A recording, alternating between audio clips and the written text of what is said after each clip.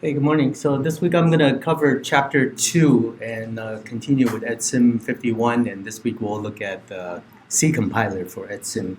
But first, Chapter 2, which is on OS structure. Okay, so this chapter provides an overview of how an OS can be structured and also the interface into an OS, and of course that's in terms of a system call.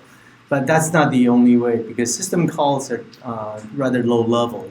So what happens is usually these system calls are wrapped around some API or application programming interface. That's more convenient, and so we'll look at examples of system calls and types of system calls. And different OSs provide different system calls. So Windows system calls are going to be very different, even though they look like this. Probably equivalent ones. They're named differently, parameters are passed differently, and so forth. So how do you standardize them? Well, there's actually a standardization called POSIX, and that is a portable interface for Unix-like systems. And even non-Unix systems can support POSIX interface as well. So that is an advantage for the programmer, because then they just have to call the same POSIX interface to be able to have their program run. Otherwise, you have to write a different program for Windows, one for possibly even different Unix versions. Maybe Linux, which is Unix-like, maybe different from Mac, maybe different from FreeBSD. But having that POSIX interface makes it much easier to write a program that can then run on different OSs. Okay, and then we'll talk about different OS structures, and these are organized in terms of whether you have just one monolithic structure, one that's divided between kernel mode and user mode, and then even that can be further divided between monolithic kernel versus microkernel and some hybrid in between layered kernels. And the OS does provide additional support for things like debugging, booting, and so forth, but we won't go into all of the details towards the later part of the course, just so we'll give you some quick look. Okay, first, OS services. Now, an OS has evolved from something that's doing mostly task managing to everything, covering all the way up to user interface. And a lot of other like networking support, right? So certainly program execution, that's from the very beginning. I/O operation, yes, and because I/O is a resource that needs to be managed by the OS. Otherwise, some program can just occupy the I/O device and do bad things with it. File system manipulation, again, it's one of those you might call shared resources among different users of a system, and certainly needs to be managed, protected, because it also has to do with allocating space on a disk, for example. Communication has become much more important. Before, the computer was just running in isolation, just one box, and then it doesn't talk to anything else. But now people quickly figured out it's important to have communication between computers and then eventually worldwide. And there were different standards up until like the internet, TCP/IP, that pretty much encompasses everything. And of course, in addition to that kind of communication, that would be called networking communication, there's also more like a peripheral type of communication. So like to your printer, to your Bluetooth device, to all other plugins. Right? And OSs also provide support for error detection. That is when something goes wrong. How does the user know, or how does the programmer know? Right? Oftentimes, especially when you're debugging something that doesn't have friendly debugger support, it might do bad things and you might not know. It just keeps running. Right? How do you know something goes wrong? So it'd be good for the OS to catch these errors and then report them somehow. And so we'll see a little bit of that. Resource allocation certainly is a general term for anything that the users might want to make use of with their computer program. So that includes CPU time, memory, disk, network bandwidth, even battery power, right? And on a shared machine, and certainly for personal devices too, logging and accounting are becoming more important. So before, computers were expensive, so you would log into a shared machine, and then they might charge you by the amount of time, amount of CPU time. People do that now with cloud computing. So if you start a company, do an e-commerce on, say, Amazon Cloud, Google Cloud, whichever, then they charge you by the hour, the CPU time. Could be in increments of CPU seconds, or you might buy a big chunk of time, and then if you go over, then they charge you a different price and so forth. So certainly logging, accounting for sure, that's usage. And it's not necessarily always to make money. We had the case where it was a student account on an instructional machine, but they just had a program that ran away, ate up all the disk space, and hogged all the CPU time. And certainly you want to be able to catch that. That's not an error per se, but it's an accounting. So we used to have like a disk quota, so that each student gets like several megabytes of disk. And in the old days, that was a lot. And then they used it up, and then they couldn't do anything. So there's some enforcement of the accounting. Logging certainly would be a way to figure out if somebody's trying to do something. You could look at the log and see, what have they done, and try to figure out who was trying to do what. Protection and security is certainly important, especially now that these devices are in everybody's hands, and OSs had vulnerability. Some people try to steal your data, hack into a machine. They have a lot to gain because now you keep your entire life on your device, right? So, your credit card number, your account number, your password, everything. So if somebody breaks in and they happen to hit a rich person's account, they can get a lot out of that, right? So, then the protection and security certainly are important, and OS is in the right place to be providing these features. Okay, so now we start with the user interface. Now it doesn't have to be graphical. For a long time, it's all command line interface. And certainly you get to do a bunch of command line interface. Graphical user interface became popular in the 80s, and then took a long time for them to kind of converge. They copy each other. But I mean, even before these was batch programming. And in the first lecture I showed, they had these punch cards, right? That was the user interface. The punch card and printouts. And printouts were this wide. There were these green lines and white lines, and then you print on the line printer. So I remember as a student, I was grabbing printout. Each time was stacked like this, and they were all connected, and you have to tear them one page at a time. And those would be 130 some columns wide. All text mode. So that plus keyboard plus your punch card could be your user interface, right? But certainly things have evolved a lot, not just a mouse and window, point and click, but touch screen, and now we're getting into AR, VR, right? You have these eyepieces, and who knows what's going to be in 10, 20 years. But in any case, that's an example of a user interface. And what a user interface does is not just interacting with the application program, but ultimately it has to launch some program, right? So so for example, if you have an app, you tap on it, it launches it. Or you type a Unix command, it launches a text-based program, whichever. And so that is what might be called a shell.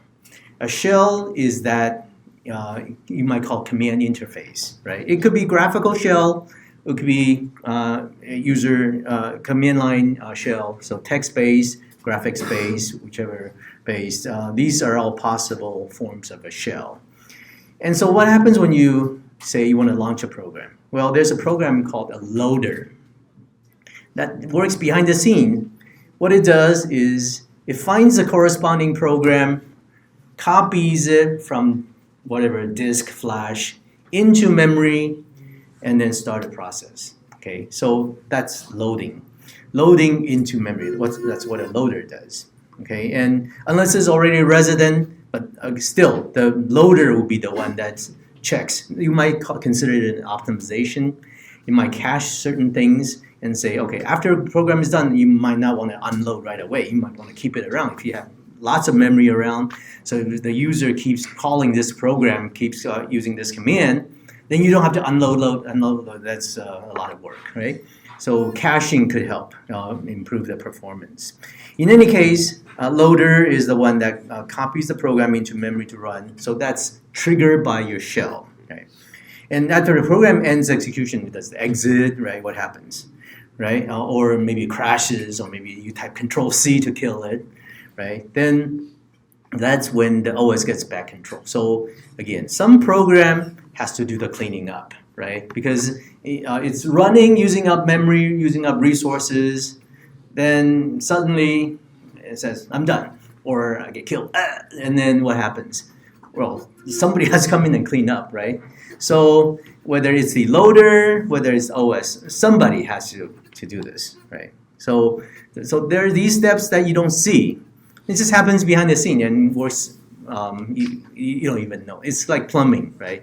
When plumbing works, great. You don't even know. You flush the toilet, it's okay, done. But if plumbing doesn't work, and toilet gets clogged, and then oh no, then you start realizing the importance of plumbing. Well, OS is like that too. Okay, and OS certainly provides support for services for I/O, including file, including your communication devices, and so forth. File system manipulation, certainly important one. I mean, strictly speaking, not all systems need a file system. Like your embedded system might not have a file system. It just runs everything from its memory or non-volatile memory. But for general purpose, you almost always want a file system. Why? Because, well, to store the OS itself, to store the application, store user data, store other things. Increasingly, I mean, there's cloud computing, as you know. So storage might be pushed over to the cloud. So locally, you may or may not need a file system. Still, you most likely you do for general purpose, because that way there is a systematic way to manage the data, the program, the permission, and so forth, as opposed to, say, an embedded system, which may not run with an OS, or may, but doesn't have protection. And then that way, if you want to make any changes, that's pretty drastic. You pretty much have to reprogram the program memory, firmware, and so forth. Do you have a question? 那有没有实例，就是哪一种 OS 是不需要 file system？ So for the purpose of this course, we just assume you have a file system. But then in our example, the project, there's no file system. It's just a task manager. Yeah.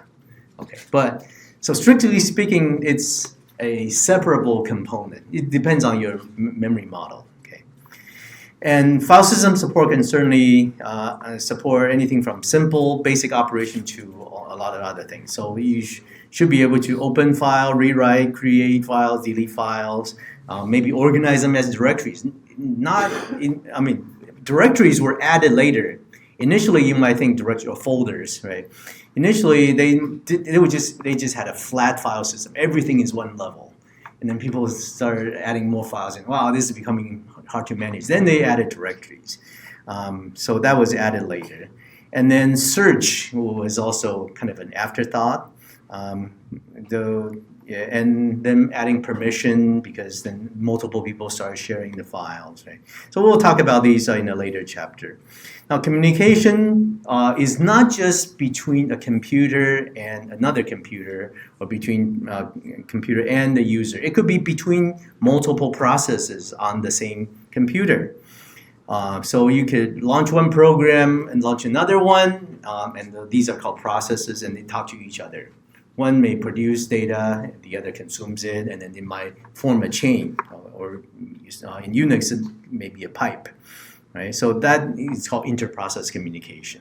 And there are many ways this can be done, whether you're doing message passing or doing shared memory. Okay, these are different primary ways of doing interprocess communication. But of course, you could do between hosts over the network. And shared memory versus memory passing, these are the two ways. We'll come back and revisit these different ways of doing communication between processes. Error detection, we talked a little bit, CPU, memory, hardware, I/O devices, user programs. So sometimes it's a program that's buggy. Sometimes it's a device that's buggy. You may have a disk crash, right? Or a flash memory. You probably have a case where flash gets corrupted. Or maybe your USB stick. And before you say it's safe to reject the disk, you just pull it. And oh no, your file system get corrupted. Or sometimes you overuse Flash, because Flash, for example, have limited rewrite cycles. And you get a cheap brand. Oh, I got this really cheap, and it gets lots of memory. That's a good CPU value, right? But then it doesn't last as long, right? So, and if you, especially like some of you may have played with things like Raspberry Pi or these single board computers, and then you put in a flash card as your main drive, and you forgot to turn off swap space. And after a few weeks, oops, then your system stops working. Why? Because it keeps swapping and then keeps overwriting the same sector on the flash, and it kills it. Right? So the device could be bad. And especially mobile devices, you keep dropping. You could get the best case you want, but still, at some point it's going to break. So those would be potential errors too. So not just program bugs, but hardware could have errors. Memory could be bad, right? CPU could overheat, right? Or you spill coffee. All sorts of things can go wrong. And so what's to tell the user? Well, OS is that interface, right? And so if you're supporting program error detection, and then that's okay. Then debugging and other tracing support, that may need some OS's help. Resource allocation, right? So we talked about resources a few times. We'll keep talking about resources throughout this course. So anything that a user may want to make use of, CPU time, memory, right? File storage, I/O bandwidth. Yeah, these are resources and should be allocated and managed. And accounting, talked about protection and security, right? Okay, so we'll, we talked about some of these, so maybe protection and security a little bit more. Ensure all access to system resources controlled, that's protection.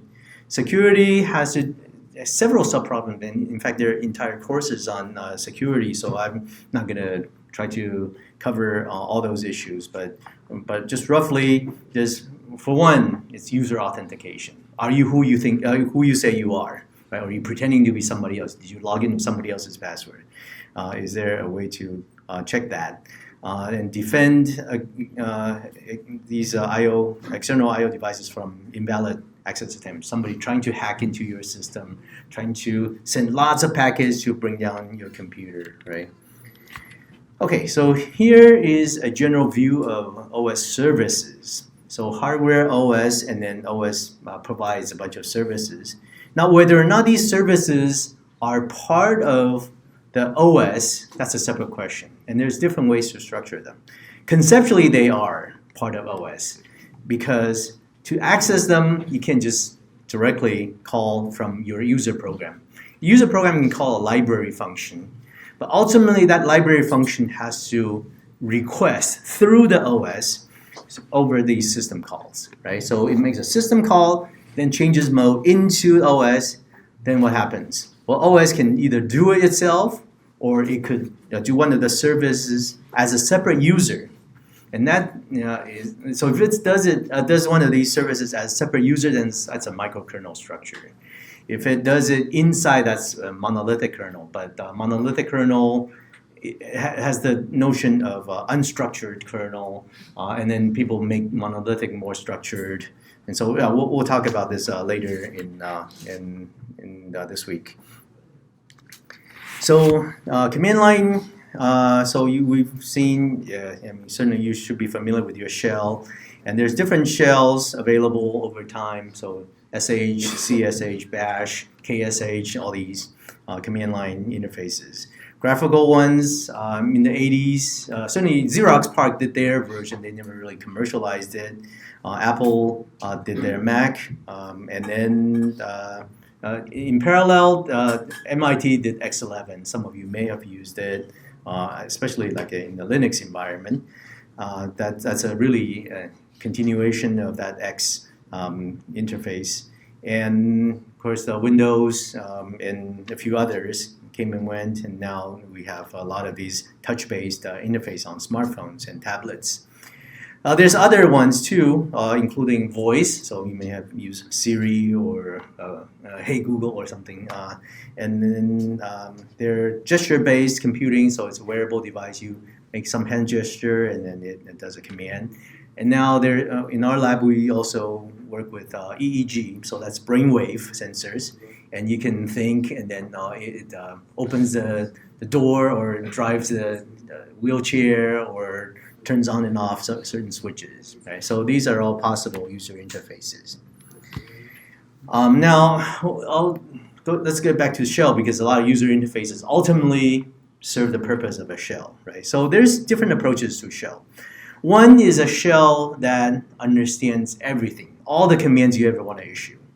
Right? So if it's not a command that the shell understands, then it says, oh, command not understood. Right? So that it could be one form of a shell.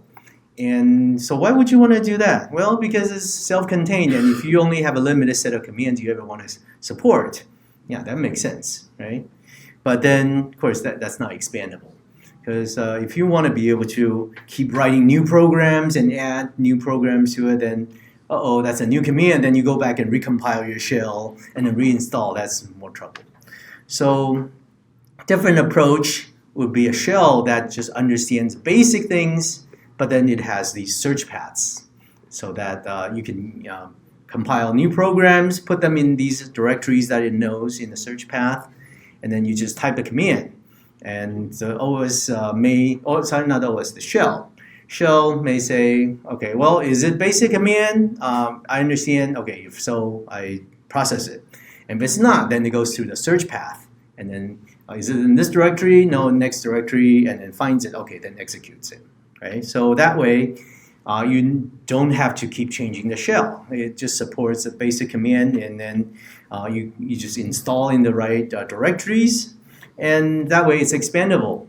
And the shell itself is kept small and simple. You don't need to modify the shell, recompile it just to add new commands. So the latter is what these shell in Unix and DOS to some extent support. Okay, so then we'll talk about API versus system calls. So these are ways for the program to access system services.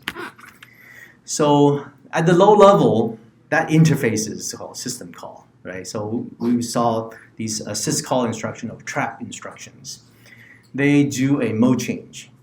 So to request system call, what you have to do, you have to know that service number, not the address, the number. And then once you know the number, you load that number into some register, most likely, and then issue a trap instruction or syscall instruction on MIPS. Could be named something else on a different instructions architecture. Then it does a mode switch, and then jumps to the handler, a lot like an interrupt. Remember an interrupt, right? There's a corresponding interrupt service routine at that interrupt vector. And same thing with this, except this is software triggered as opposed to hardware triggered. Jumps to that fixed location, and what does it do at the location? Well, it's like a case statement. So case 0 then does this. Case 1 does this. Case 2 does this, right? And it maybe have several dozen these numbers, and then it just does a corresponding service. So what are these services? Well, they're divided into categories. So there's process control, file management, device management, system setting, communication. There could be more, but process control would include things like to abort, which means to essentially stop, kill a program, create, to make something to run the program, and terminate process, allocate free memory, right? And then file management, these have to do with the create, delete, open, close, read, write a file, maybe directories as well. Device management, these usually are done with some kind of interface, but then they support basic commands like configure, rewrite, connect, disconnect, and so forth. And they may include the disk. And after the disk is mounted, then you issue these file commands. And system setting and context, so these are kept for that particular system. So like the date and time, location, your proximity potentially. So now you have these Bluetooth sensors that can sense what's around you, right? So in a store, it tells you, oh, you're near this aisle with, and based on your interest, and might remind you, here's a sale on this radio you want to, or this accessory you want to buy, right? And authentication services, communication, we talked about a little bit, right? So over the network or between processes. Okay, so for process control, right, create, terminate, end, abort, load, execute. So we'll talk about process control in chapter 3, which is next chapter, next week. And there's also additional things like the notion of time, including events, signals. So we'll talk about these as well. But a signal is more like, how does an OS tell the user process what happens? So that's through the mechanism of a signal. So for example, if the user hits Control-C or Control-Z or something, these do the programs even get a chance to know about that? Well, through signal, yes. But that's if you register something. So, and this tends to be in the form of a callback interface. So what happens is, you think of it as a notification. I mean, you all see notification on your phone, right? Like, pops up, and then somebody just texts you, right? That's a form of notification. Well, that happens to programs too. And the way you get notification is you register through a signal, right? And then you say, which signals do I want to get notified of? And how do you notify? Well, you pass a function pointer. So that function of your program gets called when that signal happens. So for example, if user types Control-C or something, right, an event, or system event, that's called a signal. Then they call your function as a way of doing notification, okay? So those are also supported by a system, because that does have to go back from kernel to user. There's different ways, and we'll talk about these synchronization. So there's semaphores, monitors, all these.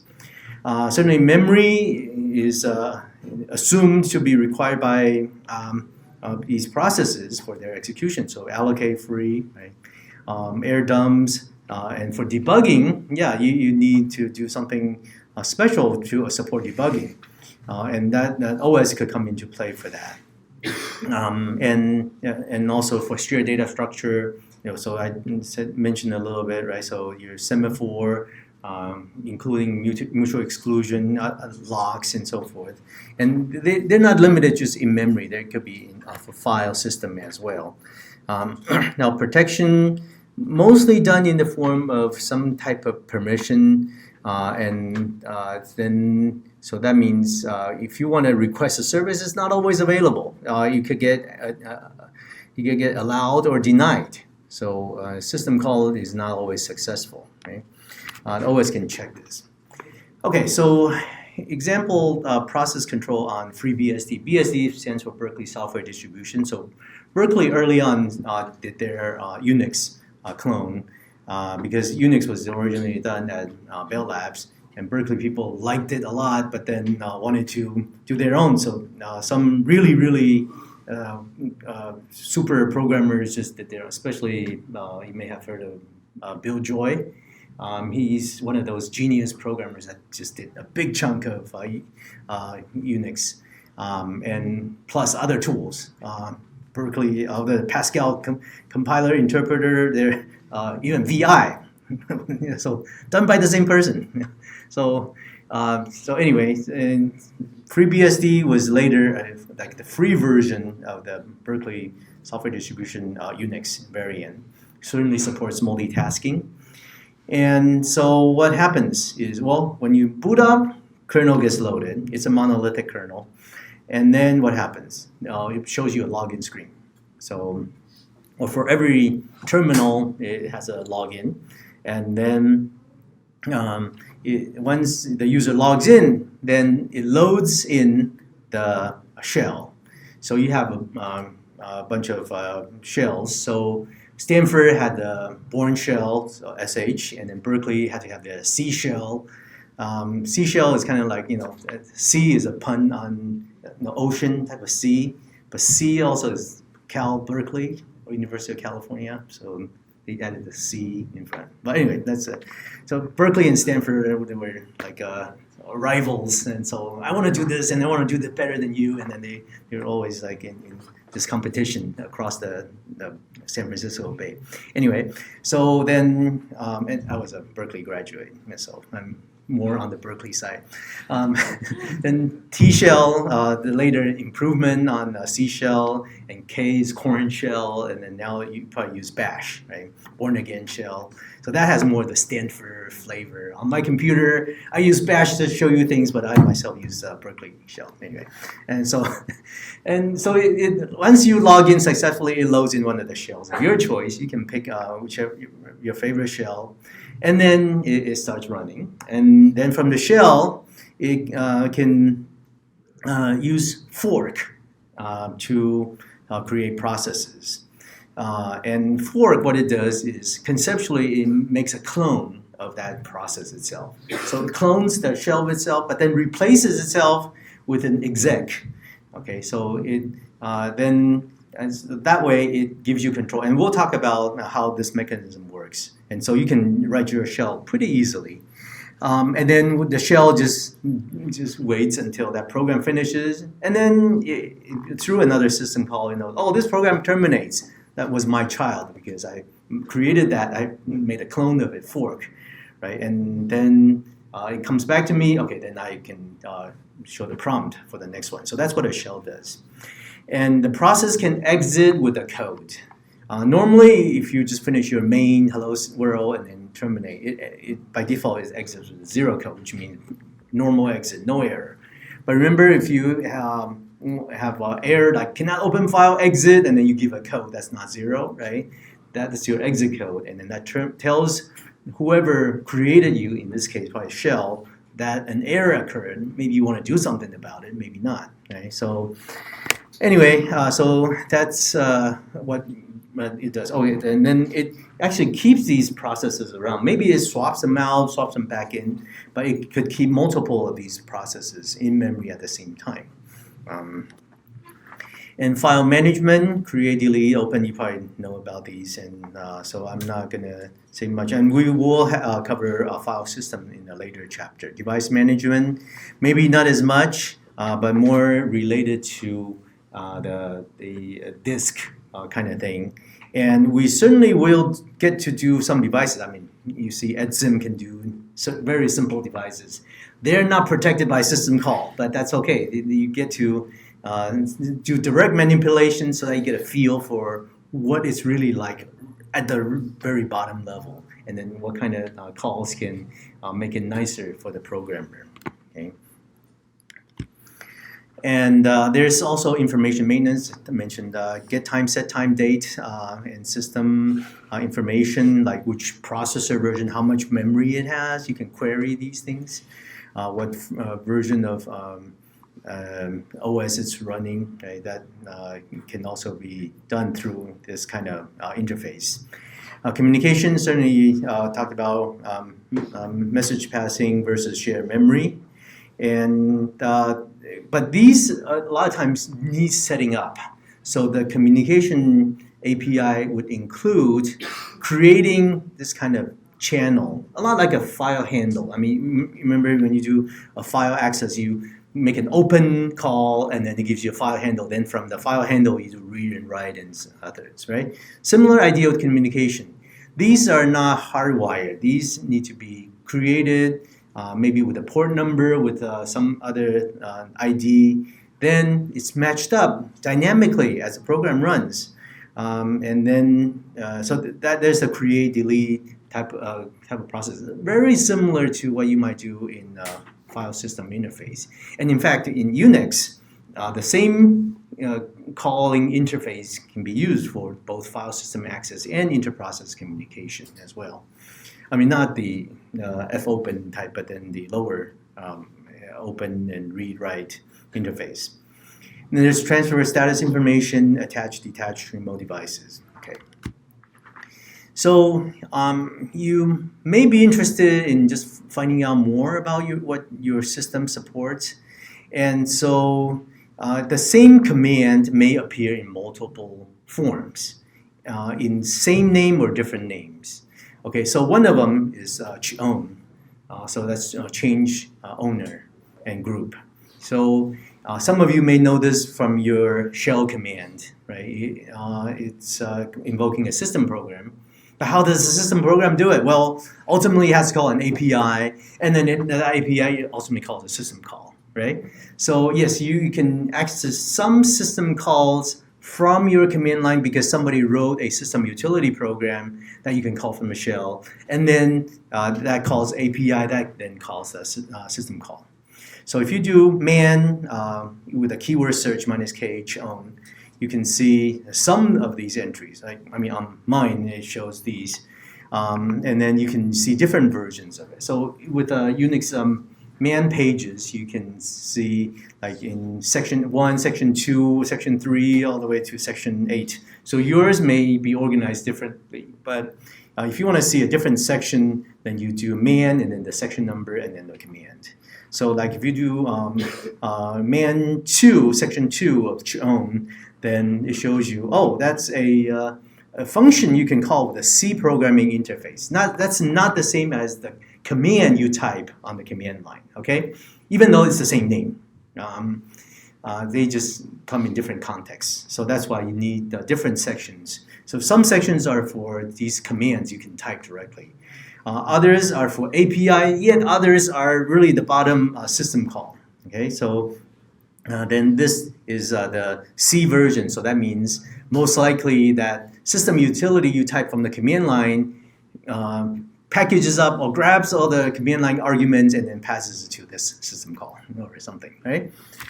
Anyway, so that's so there's this difference between the system call versus an API. System calls are obvious because they, in their implementation, they just are a little bit of code to package up your arguments and then do a trap. Then magic happens. It just goes into the kernel. Nothing else. You don't see anything. It's like, I mean, if you look at the code, pass argument, and then trap. It's like, what? That's it? And then just magic because you don't see anything after that. It just goes into the system. Okay? And when it's done, then it may have to copy some of these parameter values out from the return value and then package up in your calling language convention. So most likely C programming language. So depending on the architecture, these return values may be passed either on the stack or in registers or in some form, right? And then it has to tear down the activation record. You should probably know about activation records in C-like languages, right? Construct a stack frame so you can put parameters, return values, local variables in there. So yeah, system calls, they are implemented pretty much all in assembly language, right? So if you look at the implementation, not much. It's just parameter packaging and then trap, and then you tear down. That's it. API, on the other hand, most likely written in C, then makes possibly some calls to system calls, okay? So you may have seen things like your standard C library, certainly POSIX, threads library, all those things, right? Standard IO library also. And now as a library function, you can get a collection of functions that may or may not make a system call. Why? Because these APIs really designed for convenience. It's whatever makes sense, and then you put them together in one, right? And so, for example, for standard I/O, some of you may have heard of something called sprintf. That's like a printf except to a string buffer, right? That has nothing to do with files at all, right? Or standard I/O, it's just a related one because what printf or fprintf calls it to format a string with these %d, %s arguments. Right? It's code reuse. They wrote this code, so they like to share with you. Right? It's in the same library. So just because it's an API that makes system call doesn't mean each function makes a system call. Okay? In fact, some may even do its own thing. It doesn't always turn into a system call, and that's actually a good thing. Why? Because going into a system call requires a mode switch. And part of mode switch involves saving state, restoring state. That's kind of expensive, like an interrupt. A lot of magic happens behind the scenes. That could be expensive. So API, if it can intercept these operations, or in fact consolidate a bunch of these operations without having to make a call each time, that could be a good thing. So for example, your file system access, right? Those underneath are done in blocks, right? You have sectors. But when you're doing your printf or putchar, you're doing potentially one character at a time, right? Does every printf turn into a write to the device? No, it doesn't, unless you force it to. But most likely, the system or the API does some optimization. So if it doesn't hit the return, most likely it just writes to a buffer, right? Writes to a buffer, and then when you hit the return, it says, oh, okay, better let the system know, then grabs it and dumps it, right, and forces a flush. Right? That's why sometimes when you write a program, you think you printed something, but it hasn't flushed it because your API optimizes it, potentially, right? So it basically eliminates a lot of little calls and consolidate them into a single one with lots more data, right? So that's much more efficient use of system resource. So API can do things like that, just to optimize things a little more. But of course, if you really want every key to go to the terminal, every key to go to file, you could, but then that can make things very, very slow, right? So API can help with that. Also, you may have seen malloc and free, and so these may look like system calls, rather low level, but they're not because they actually call some other lower level function. They do their level of things. Okay, and also math APIs, they don't actually need to make system calls. Okay, so, but anyway, system calling interface that encompasses your API or system call. Then there's, that's the interface with which the user application program interacts with the kernel to request service, right? And so it's done with essentially an interrupt mechanism, but issued from software trap instruction. And then it has the associated code, and then it does a case statement and jumps to that appropriate location. So you don't specify the address of a system call. You specify the number because you're really not supposed to know the address. And that's in a different address space anyway. So whatever address you specify is not meaningful in the kernel address space. Okay, the book talks about this runtime environment, which is more of an abstract term to include all the software that might be needed in order to run application. So it's not just OS, it's just not just API, but potentially it could include these implicit rules or explicit rules. So for example, like your calling convention, right? So are you assuming this system call to be in C programming convention or maybe other language, Ada. I mean, who uses Ada? But I guess some schools still teach Ada. Or is it maybe Java? But Java itself is implemented in C, so it follows a lot of the C convention. What about it's in Python? Well, Python is written in C, so eventually these things turn into C. So C is probably the most useful calling convention. But if you ever come across some weird ones, then they have to make this RTE for that particular language. Okay, and then of course, everything that works with it, compiler, linker, interpreter, library loader, and even the file format could be considered part of this RTE as well, because there's different executables. So just because something is compiled for an instruction set architecture doesn't mean it can automatically run, because it has to do with the particular assumption made by the loader and so forth, right? And certainly the system call numbers are part of this RTE as well.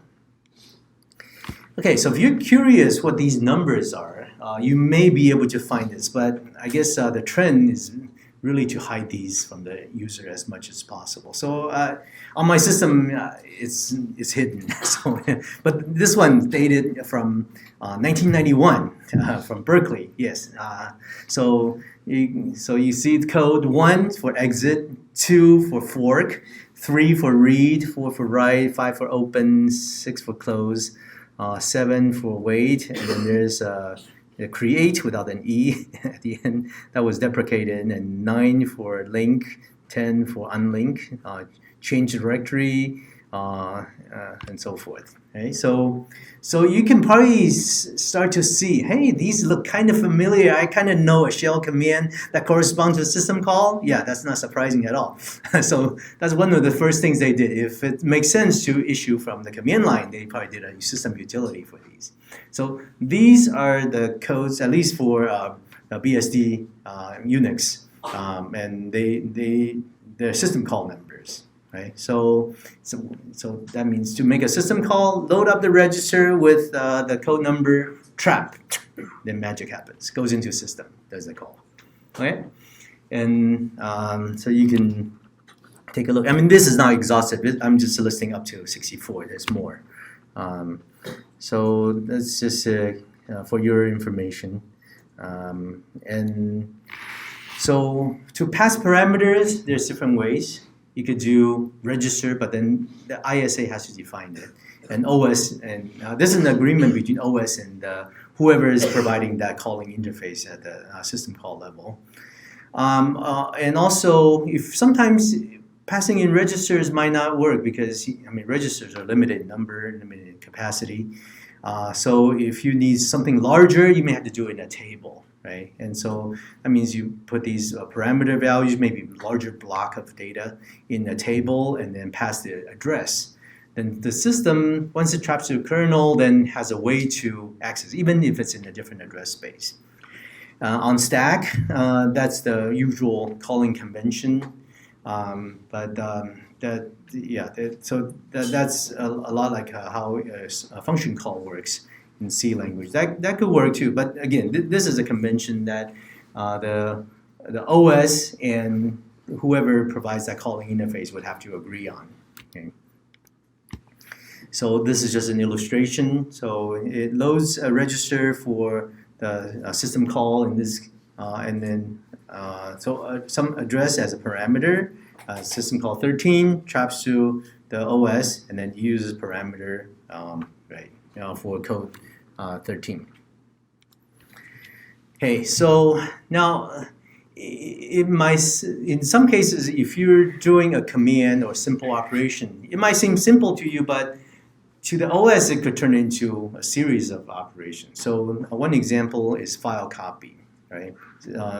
It could actually make a series of system calls interspersed with user code. So what does it have to do? If you do copy file A and then name it file B, what does it have to do? First, has to acquire the input file name, right? So ask the user, okay, what is it? Or you do it from the shell. But assuming we do this like prompt file, okay, so get the input. Well, that writing to screen, that's a system call. turns into a system call, right? To write, and then reading from there, that's another system call, right? Even though it's maybe wrapped under these standard I/O fprintf, fscanf, and then once you do it in memory, then okay, you prompt another one, right? So for output file name, and then for input file, you have to check the file system API. Hey, is it in the file system or not? If it doesn't exist, then sorry, can't copy non-existent file, right? So that's another system call. And then if it exists, for output, then is the output file already there? You don't want to override it. So again, so that's another check system call to check if the file exists, and check to exit or abort. And otherwise, you read from file, write to file, read from file, write to file. Each one ultimately may have a system call. Depending on how you write the application, you may do some optimization, but whichever the case, that it may be one or more system calls per I/O call, right? And finally, write another system call and terminate another system. So as you see, a simple operation may involve over a dozen system calls right there, okay? But that's how a lot of these applications are written. Okay, let's take a break here.